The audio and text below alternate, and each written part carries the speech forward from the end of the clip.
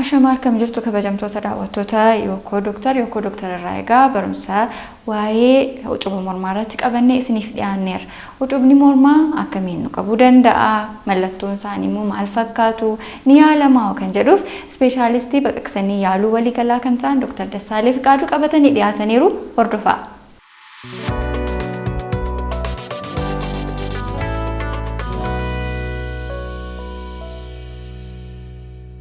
Ani maqaan kiyya Dr. Dassaaleny Fiqaaduun jedhama. Ogeessa baqaqsanii yaaluuti. Ispeeshaalistii baqaqsanii yaaluu waliigalaati. Har'a kan hawaasa fayyadu dhimma quufa mormaa irratti haasofna. Goiter waan jennu afaan Amaariffaan hin qabdu waan jedhan sana irratti haasofna. Dhibeen kun hawaasa keessatti dhibee bal'aadha. Dhibee hawaasa keenya bal'inaan mudachaa jiruu fi hawaasa keenya keessatti babal'atamsa'ee jirudha. Quufa mormaa wayii ucuba bakka tokko tokkotti ucuba jedhu ucuba wayii quufa mormaa jechuun ka'umsisaa xannacha qaama keenya keessa normaalii xannacha qaama keenya keessatti argamu xannacha taayiroidii jedhamu irraa ka'a. Xannachi kun normaalii nama kam keessattuu ni jiraata hojii qaba. Akkuma ija keenya qaamoleen garaagaraa faayidaa garaagaraaf oolanii xannachi kunis hormoonii maddisiisuu qaba. Hormooniin kun meetaaboolizimii keessatti ni gargaara. Anniisaan kun nyaatarraa argannu kana keessatti guddina keessatti waan hedduuf nu fayyada. Sanii fi xannachi kun normaalii qaama keenyaa barbaachisa. Xannachi kun yeroo humnaa ol guddatu gooyitarii jenna. Biyya keenya keessatti ka'umsi taayiroidii quufa mormaa kun hedduu jira. Kana keessaa kan nuti irratti ilaallu hawaasa kamtu tajaajila, kamtu fayyada. Waa'ee gooyitarii waa'ee quufa mormaa kana kam yoo beeke isa fayyada waan hawaasa barbaachisu irratti fookasii goonee haasofna. Jalqaba hawaasni dhibee tokko prevent ofirraa dhorkuu qaba.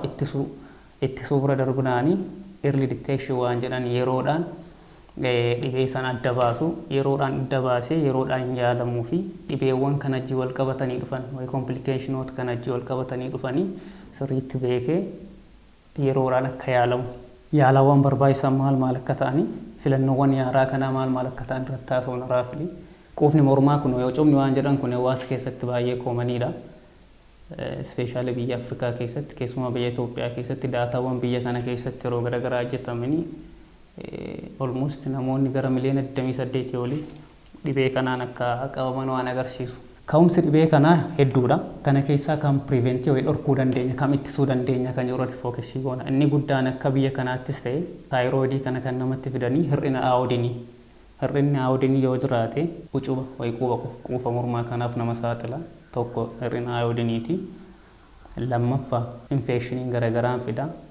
Kaansariin garaagaraan fida. Wantoonni kun numa fiduu dhibee kana wanneen biraas jeneetikaalii qorichi garaagaraas kanaaf waan nama saaxilan jiru. Kana keessaa hawaasni maal gochuu danda'a? Nyaatonni tokkos of course waan dhibee kanaaf nama saaxilan jiru. Kanneen keessaa hawaasni isa kamirratti yoo hojjete ofirraa ittisuu danda'a sa'ilu. Akka biyya keenyaatti hir'inni aayodinii baay'ee koomaniidha. Aayodinii nuti fudhannu sun yoo hir'ate inni jalqabaa hir'inni aayodinii nyaata keessaa intake waan nuti fudhannu keessaa yoo hir'ate lammaffaa dimaandiin fedhiin aayodinii sanaa yoo dabale. Hir'inni aayodinii kan dabalu nyaata nyaannu bishaan dhugnu lafa jiraannu keessatti hir'inni aayodinii yoo jiraate. Fedhiin qaama keenyaa aayodiniif kan dabalu immoo yeroo tokko yeroo guddinaa daa'imman yeroo guddinaa keessa jiraatanii yeroo ulfaa fi yeroo ho'isan warreen kuni fedhiin aayodinii fedhiin taayirooksin hormoonii waan dabaluu fi taayirooksin hormooniin sun taayiroid gilaandiin kan inni oomishu aayodinii kanarraati fedhiin dabaleera jechuudha. Sanii fi biyya keenyatti inni guddaan hir'ina aayodiniiti. Hir'ina aayodinii kana yoo sirreessine ucuba kan hir'isuu dandeenya. Hir'inni aayodinii kun yoo hir'ate quufni mormaa kun ofirraa dhorkuu dandeenya. Inni kun of course akkuma biyyaattuu sadarkaa biyyaatti mootummaan akka poolisiitti qabatee kan irratti hojjechaa jiru iodized salt waan jedhan. Nyaata soogidda keessatti aayodinii dabaluu. Biyya Ameerikaattis biyya kamittis waan irratti hojjetamu kana nyaata iodized saltii kana yoo itti fayyadamne nyaata keessatti ittisuu dandeenya. Inni kaan nyaatota aayodinii kanaan gabbatoo ta'an kan akka aannanii, itittuu nyaata fi kan akka qurxummiilee kana fayyadamuu hin danda'ama. Warri kun aayodinii hedduu qabu. Warra kana seeraan fayyadamne ucuba kana ittisuu dandeenya. Inni kaan inflameeshiniidha. Infekshinii waan jedhanii infekshinii yoo jiraate waan akkasiin fida. Nyaatonni tokko waan kanaaf nama saaxilan hin jiru. Goommanni biyya keenya of course waan sanaaf illee nama saaxilu gosti goommanaa tokko tokko waan kanaaf nama saaxilan jiru. Sanii fi nyaatota kanaaf nama saaxilan irraa of ittisuun gaariidha. Akka biyya keenyaatti garuu nyaanni waan kanaaf akkasuma ekspoozii nama godhee namni kana nyaachuu hin qabne jedhuun jiru. Waan nu irratti fookasii gochuu qabnu aawwadenii kana seeraan soogidda aawwadenii qabu kana nyaanne ittisuu dandeenya. The most common type. Inni itti aanu kaansarii yoo ta'edha. Kaansarii yoo ta'es sirriitti inni kun of course yaa'u namoonni yeroo tokko tokko carrariifa kaansarii garaagaraa dhibee garaagaraaf yoo fudhatanii kaansarii sana booddee carraan kaansarii ucubaa ho'i taayiroodii kanaaf saaxilamuu olaanaadha. Warreen kana risk minimization waan jennu wantoota kanaaf nama saaxilan hir'isuu murteessaadha. Inni itti aanee jiru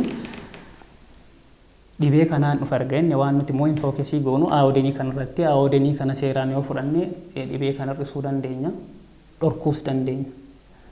Dhibee kana dhorkuu erga hin dandeenye yoo dhufe maal gochuu qabna? Dhiirri ilaalamuu murteessaadha. Yeroodhaan ilaalamuu murteessaadha. Mallattoon dhibee kanaa maali? Dhibeen kun yeroo baay'ee morma keenya gara fuulduraatti dhiitoodhaan ba'a. Dhiitoodhaan mul'ata. Hawaasni baay'een hin qirxedhee beeka. Quufa mormaa wayii hin qirxedhanii beeku namni kamuu naasaa dhiitoo morma kana fuulduraan hin ba'a. Hin mul'ata. Mallattoon isaa inni jalqabaa kana.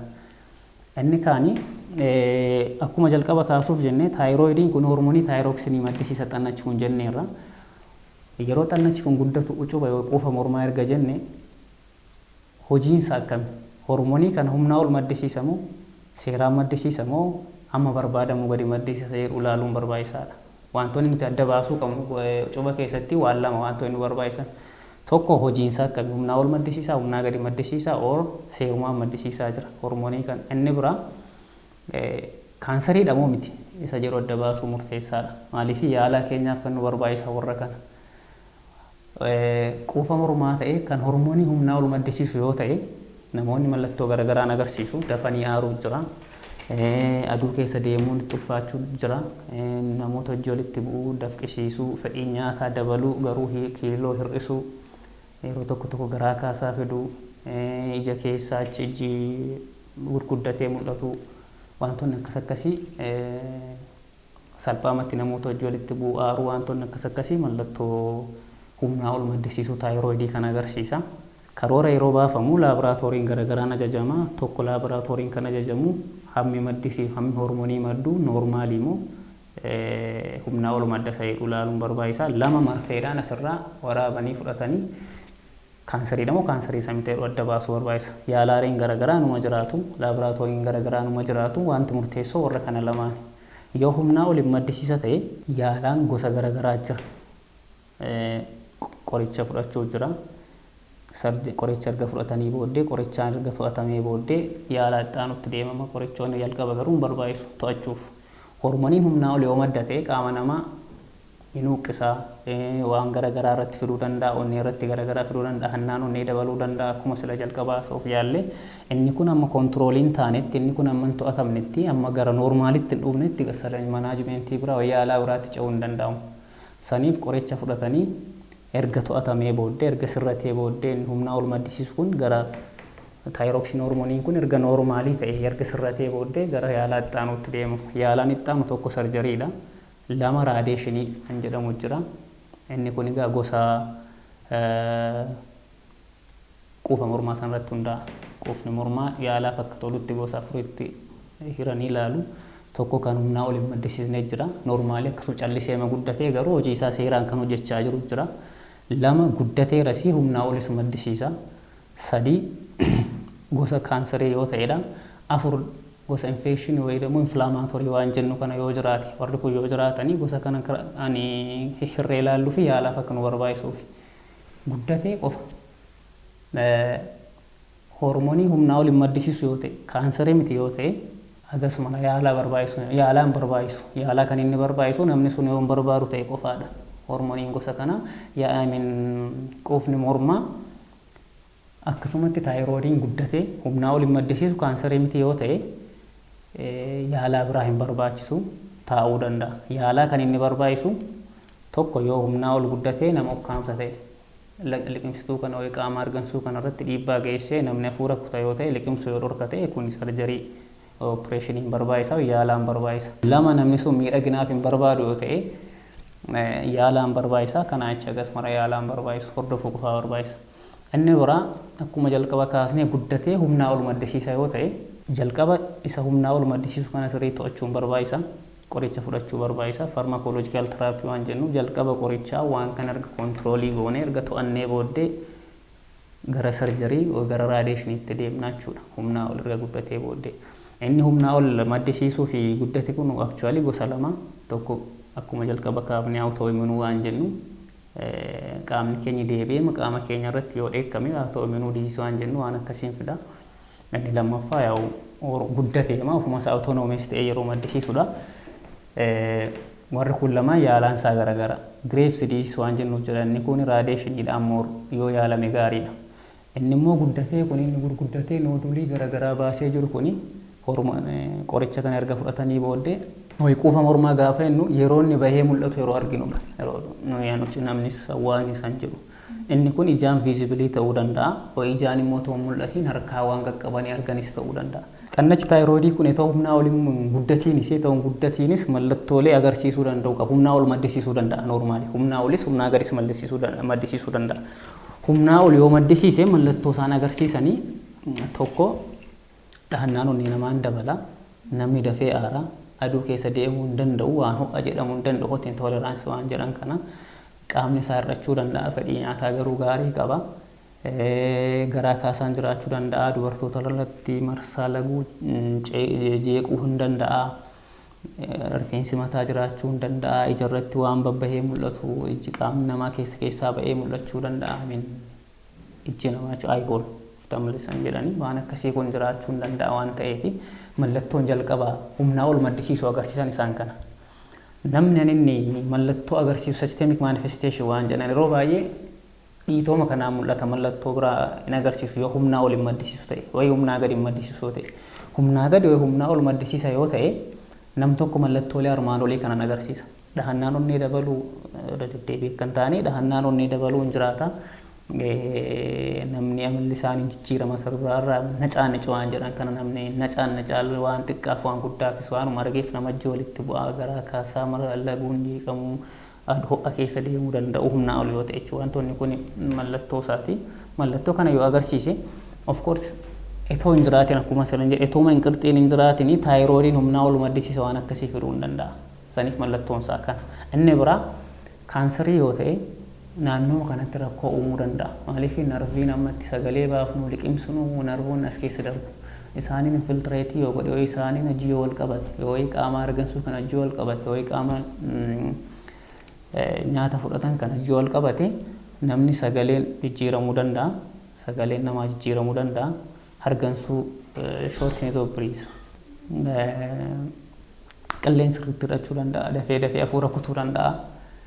Argansu liqimsuu dhorkuu danda'a. Wantoonni kun lookaal effeektii yoo qabatan inni biraa tootaalii macufuu iyyuu hin danda'a.